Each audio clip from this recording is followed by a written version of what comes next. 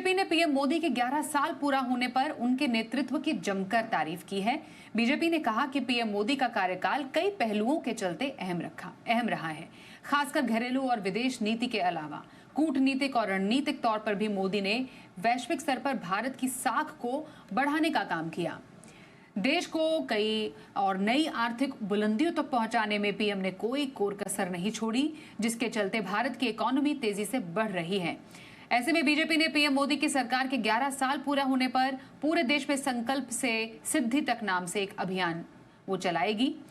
इसमें खास बात क्या होने जा रही है, दिल्ली से हमारे साथ नीरज पांडे हैं पूरी ज्यादा डिटेल्स देने के लिए। नीरज, पीएम मोदी के बेमिसाल 11 साल बीजेपी जश्न मनाने की तैयारी में है, जरा बताइए ये जो योजना है उसकी क्या खासियत है?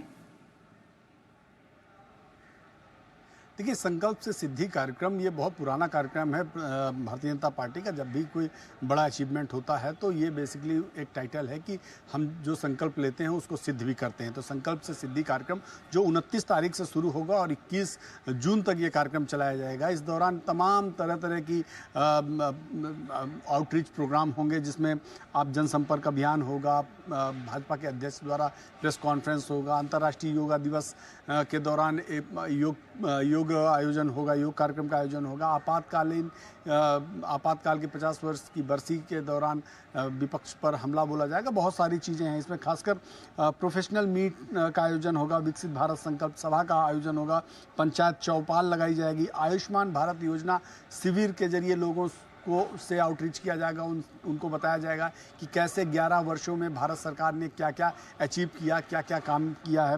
इसके अलावा डिजिटल प्रतियोगिता होगी, प्रदर्शनी का आयोजन होगा। इन सभी विषयों में ये जितने भी आयोजन हो रहे हैं, इन आयोजनों के पीछे का एक ही पर्पज है कि 11 वर्षों में नरेंद्र मोदी सरकार ने क्या क्या बड़े बड़े डिसीजन लिए और उसका आम जनजीवन में क्या असर हुआ। तो भारतीय जनता पार्टी ने इस कार्यक्रम का नाम दिया है संकल्प से सिद्धि। इसके पूरे देश भर में जो संयोजक बनाए गए हैं, वो सुनील बंसल जो राष्ट्रीय महासचिव हैं वो इसके संयोजक हैं, और उनके संयोजन में ये सारे कार्यक्रम का आयोजन होगा। ये हर स्टेट पर, ब्लॉक लेवल पर, जिले लेवल पर और ये सारे कार्यक्रम आयोजित किए जाएंगे।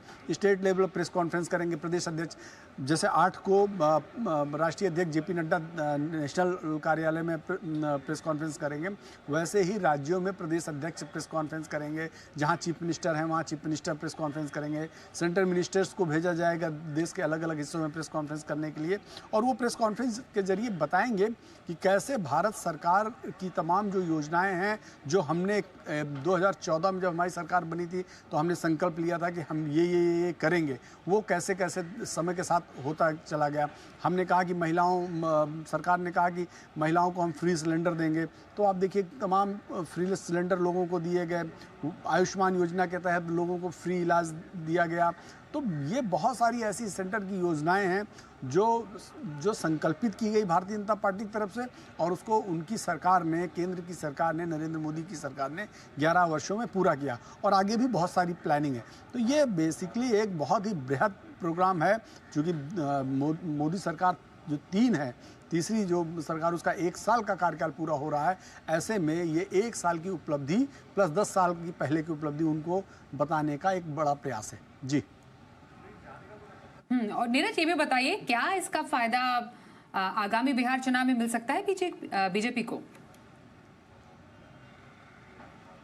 देखिए, भारतीय जनता पार्टी का हमेशा प्रयास ये रहता है जो वो काम करते हैं उसको जनता तक पहुंचाते हैं, प्लस जनता के बीच में जाकर जनता से पूछते भी हैं कि और क्या करना चाहिए। जैसे बहुत सारे हमने कार्यक्रम देखे, उनके जो कार्यक्रम उन्होंने नेशनल लेवल पर अभियान चलाया, उसके लिए बाकायदा लोगों से सुझाव लिए गए।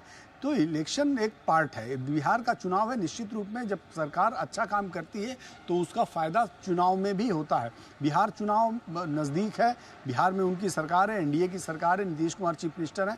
निश्चित रूप में वहाँ पर भी एक उस चुनाव में भी इसका असर हो, ये भी ध्यान में कहीं ना कहीं भारतीय जनता पार्टी के होगा।